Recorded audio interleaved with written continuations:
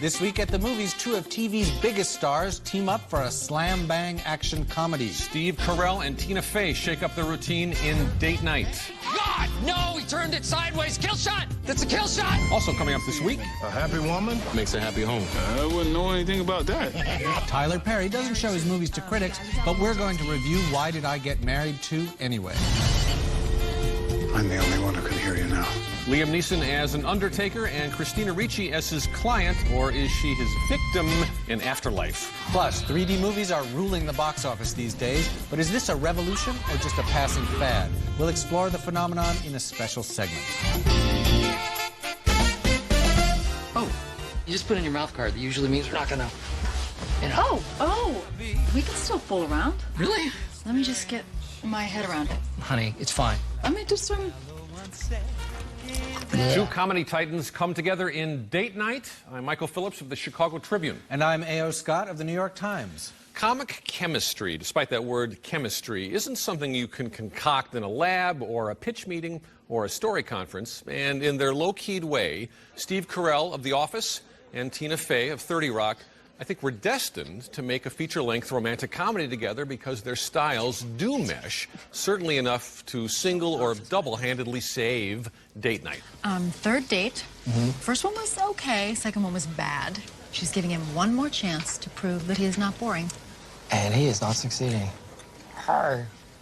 I have a potato on my fork. They play Phil and Claire Foster, New Jersey parents of two who have dug themselves into a relational rut. Date night rolls around again, and this week they decide to do something different. They steal someone else's reservation at a hot new Manhattan restaurant, and sooner than you can say North by Northwest, they're mistaken for a couple mixed up in criminal activity. My husband, very sweetly but delusionally, thought that we could make it here early enough to get a table, and we didn't. We were late. They and were when so we rude, that one heard guy. them calling the reservation for triple horns, he was like, us, and so we took it. So you just took somebody else's reservation? For the record, I was against it. But my husband gets these plans in his head, and it becomes like a thing. I'm an idiot. With gun-toting thugs on their trail, Claire, a realtor, pays a call on a favorite client who has the ways and means to help them out. You're right, Claire. I would stay away from the cops. Which is why we were hoping that you would help us. Well, it's the least I can do. I mean, you are so patient with me. All those long drives up and down the turnpike. It was my pleasure. And this is definitely the right place for you. I bet the ladies love it, too, right? I do all right. I bet you do all kinds of right. That's Mark Wahlberg's torso, along with Mark Wahlberg. If Date Night weren't cast well at the top, it'd be almost insufferable, as is with Carell and Fey finding laughs where none technically exist. It's often entertaining, no little thanks to a great cameo from James Franco doing a variation on his stoner from Pineapple Express. Now, is this movie funnier than any 5 minutes of sophisticated, verbally driven comedy you'd find on The Office or 30 Rock? No, it is not. But for an undemanding date night of a movie in the action comedy mode, Date Night is, on balance, a see it. I think the stars save this movie's bacon. I prefer demanding date nights, actually. But putting that aside... Confrontational date nights, yes. I'm rented on this precisely for the reason that you say. Why would you watch something that is 90 minutes long, that is not as funny as 5 minutes of television? Why would you go out and see that? This is, if you're, want to stay home and watch an intermittently amusing movie, this is fine. I mean... No, it's a tick better than that. It's a tick better than that. I don't think it is, especially because Steve Carell and Tina Fey raise expectations because they're so funny and sarcastic and strange and idiosyncratic in the roles that they play on these TV shows. Right. But here they're just being sort of nice, ordinary, relatable kind of comedy stick figures, and there's just not enough... There's not enough humor in this movie. There's not enough that's funny. I don't even think we disagree on the elements of the picture of what might be better than other things, but I do think, for my money, Tony, this film is really quite a bit better than a really lame product like the Get Smart big screen version that Carell starred in, or Baby Mama with Tina Fey, all of which, I mean... This is the definition of damning with faint praise. Yes, I mean, you could also maybe say so. It's better than Did You Hear About the Morgans? Yes, it is. Miles better than The Bounty Hunter, and that gets it just up to me to the rented threshold. Okay, well, here's the best scene in it, I think, honestly makes it worth seeing. It's the James Franco scene, which I mentioned. Yeah. It's the one scene where they run into the real people Absolutely. they've taken. Yeah. That 5 minutes, none of it has anything to do with the plot, necessarily. It's as if the four performers were freed from the shackles of the narrative. Rent it and fast forward it to there. No, I know. I think it's now see what I say. Next up is La Mission, directed by Peter Bratt and starring his brother, Benjamin, as Che Rivera, a former gang member and proud resident of the San Francisco neighborhood whose Spanish name is the title of the movie. Che is a bus driver who loves two things, cars and his son, Jesse. But when he finds out that Jesse is gay, Che's old-school machismo can't handle the truth. What are you going to tell him? Make something up, I guess. What's it this time? Another study group? You saying I'm lying? Maybe even tell him the truth. I want you out of my house. Now. From now on, you're dead to me. I hate you. A neighbor, played by Erica Alexander, tries to mediate between father and son and to teach Che a lesson in tolerance. And La Mission is long on lessons, and its earnest multiculturalism sometimes makes it feel too much like an after-school special. But the movie is animated by real affection for the city of San Francisco and brought to life by Benjamin Bratt's charisma. It preaches to the choir, but I think it's worth renting. No, it's better than that. I say see it. I think Okay. I don't really get your point about the multiculturalism because the movie takes place where it takes place among the people it's dealing with. So No, I just mean the sort of the didacticism about, you know, kind of showing the beautiful rainbow in a way that seems imposed by the filmmaker's ideas rather than actually coming out of the organic experience. It's small, and I think it is in some ways predictable. But here's why I liked it, Tony. I think in other films you would get the conversion of a character, a homophobic character like the Bratt character, who's reluctantly kind of trying to deal with it. Right. Do I shun my son out of my life completely?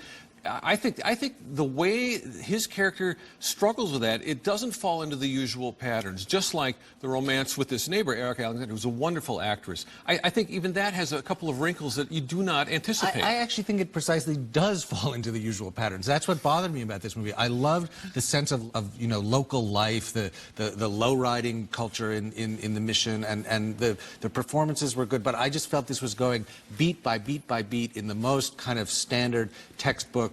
No, less so. Let's all no, get along. I don't think so. No, I think there's enough humanity and sort of enough finesse in the performances that it sort of loosens everything up. So I don't dislike it, but I don't think I like it as much as you do. Okay, coming up next, Christina Ricci keeps talking, but is Liam Neeson the only one listening in Afterlife? And later, adultery, arson, murder, greed, a cheery little movie called The Square. I'm sorry. What have we done? Your blood no longer circulates through your body. Your brain cells are slowly dying. Your body's already decomposing. You're dead. I'm not dead. Liam Neeson has one of those voices you can trust, where the bass knob goes to 11 and the air of authority is unmistakable, which is why the casting of Neeson in the new thriller Afterlife is particularly promising. He plays a small-town funeral director who's just the man to make the recently deceased look their best for open casket display. Early in the picture, a school teacher, played by Christina Ricci, suffers what appears to be a fatal car accident. Just let me go. Please, please. I won't tell anyone, I promise. You're still in denial. You have to trust me. I'm only here to help you. So, is she really dead, as the funeral director insists, awaiting her launch into the afterlife? Or is she being held captive by a nutjob serial killer? Maybe a phone call to her grieving boyfriend, played by Justin Long, will answer that question. I'm here, it's me. Paul, I need... Paul, help me.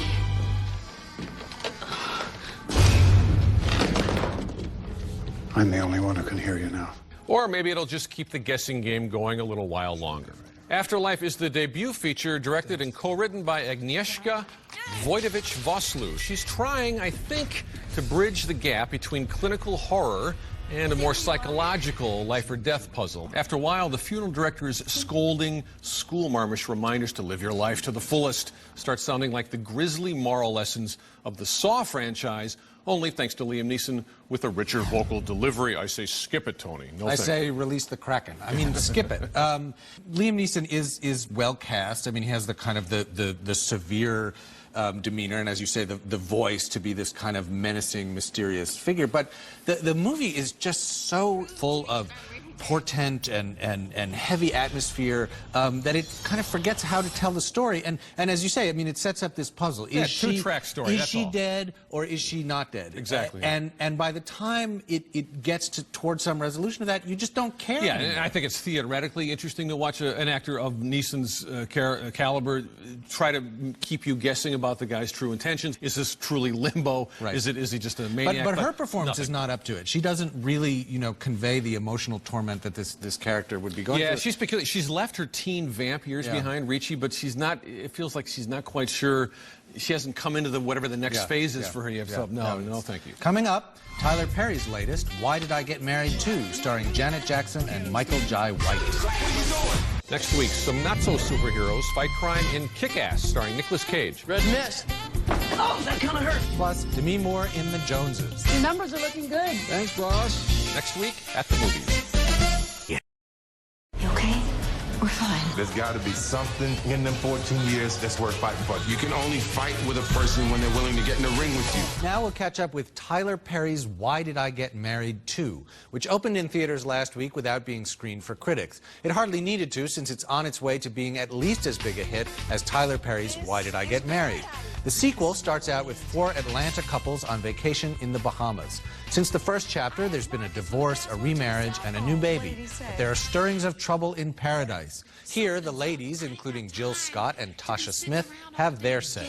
Relationships are supposed to be about trust. I'm checking his mileage in the car. His resting heart rate is 42 beats a minute. If Marcus comes home to the house and he claimed he was at work all day, if that resting heartbeat is 58 beats a minute, he been cheating. And the men, among them Michael Jai White and Tyler Perry himself, air their marital grievances too.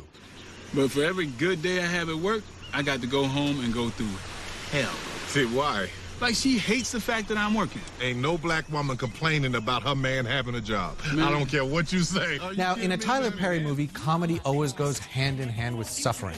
And while the humor here is not as raucous as it is in the Medea movies, the melodrama is cranked up full volume. And a few scenes between on-screen couple Janet Jackson and Malik Yoba that are as painful and powerful as anything Perry has ever done on film. And while it's not what you would call realism, it hits some real emotional truths. So, if you haven't already, see it. Now, I say skip it. I know what you're talking about, though. This is not any more realistic or less realistic than anything like Sex and the City, the big screen version, Couples Retreat, to name all kinds of pictures that are on this level. It's better than either one of those by far. I would much rather sit through this movie than either of those. On some level, I think, here's the thing. I think Perry, as a performer, is way up here.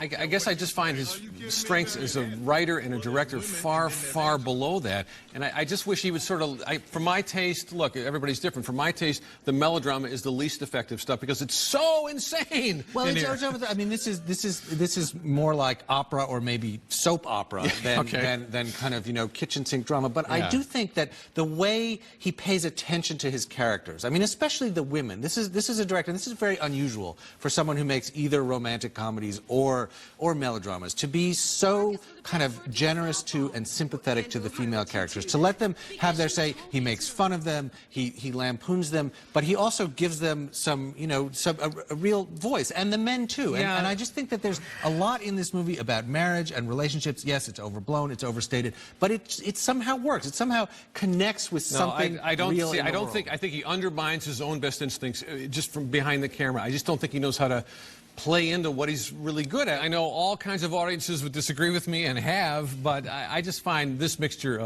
of this broad comedy with really wild-eyed melodrama, half-baked, I have to say skip it. Our next movie is The Square. In a small Australian town, a man and a woman live across a river from each other. The man, a construction supervisor, and the woman, a hairdresser, are married, though not to each other. They're planning on leaving their spouses and running away with a bag full of money. The woman notices her shady husband squirreling away in the crawl space. That's the setup for this nerve-wracking little film noir from Australia. And that's Anthony Hayes working the mullet.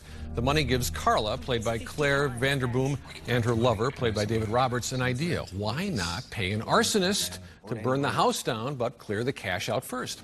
Well, whatever happens here stays with us, you understand? All right, second, once it's done,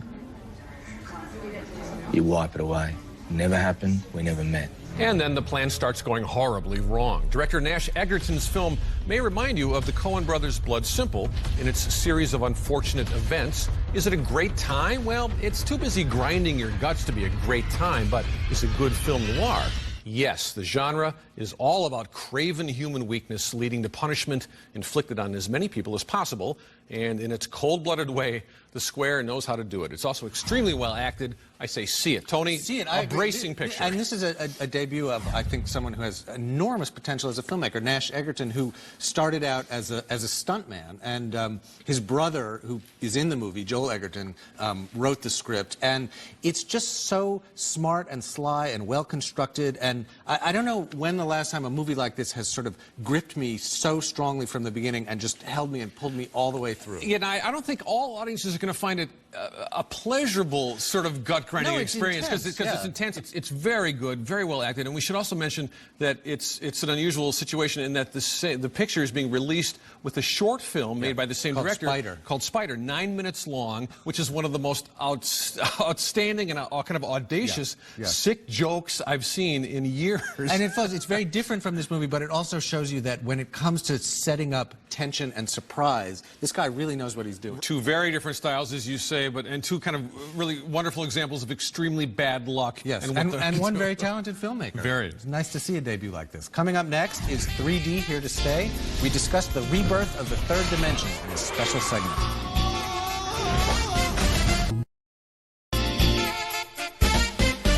Will the next Tyler Perry movie be Why Did I Get Married in 3D?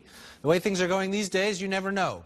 Later this year, we'll see the killer fish story Piranha 3D and the dance extravaganza Step Up 3D. We've already had Avatar, Disney's Alice in Wonderland, How to Train Your Dragons, Clash of the Titans fighting for screens and hauling in dollars. We thought we'd dust off our special glasses and take a look at how this new technology is affecting the way we watch movies. Yeah, that was worth $5. Honestly, I saw How to Train Your Dragon again. Second time for me, first time for my son, and it's a $5 upcharge to see it. And it makes you ask the tough question, is this worth it? And in fact, with a good picture like How to Train Your Dragon, that it really was conceived as a 3D picture and not repurposed or retrofit later the way Clash of the Titans was, it is worth it. You know, God knows the box office is certainly proving these things right every time. For now. I mean, I think that one distinction that's important is whether, you know, this is organically part of what the filmmaker is trying to do, whether it's being used to pull you in to some world that's been created rather than just to sort of throw things off the screen at you. Right. And I think something else that's kind of related to that is that it works better, I think, most of the time with animation.